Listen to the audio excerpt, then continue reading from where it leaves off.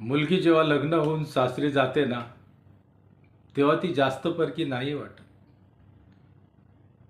पण सासरून पुन्हा 4 दिवसासाठी माहेरी येते आणि हातपाय धुवून हातपाय पुसण्यासाठी घरातलं टॉवेल न घेता स्वतःच्या पर्समधून रुमाल काढून स्वतःचे हातपाय पुसते, तेव्हा ती जास्त परकी वाटते. किचनच्या दारात उभून ग्लास ठेवण्यासाठी जागा जेव्हा शोधते, तेव्हा ती अजून परकी वाटते. आई पंखा लावू काय, बाबा बाबा टीव्ही लावू काय जेव्हा विचारते, तेव्हा ती अजून परकी वाटते.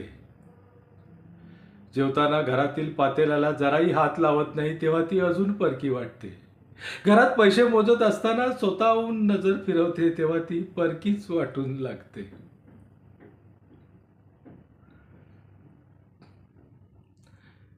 सासरी जाताना पुन्हा केव्हा येशील म्हणून विचारल्यावर पाहीन केव्हा यायला जमतं ते, असं जेव्हा बोलते, तेव्हा ती फार फार परकी वाटून जाते.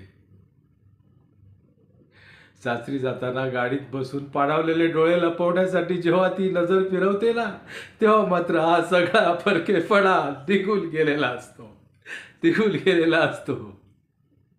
अरे, मुलीचं सुख त्या लोकांना काय कळणार ज्यांना मुलगी झाल्यावर दुःख होतं.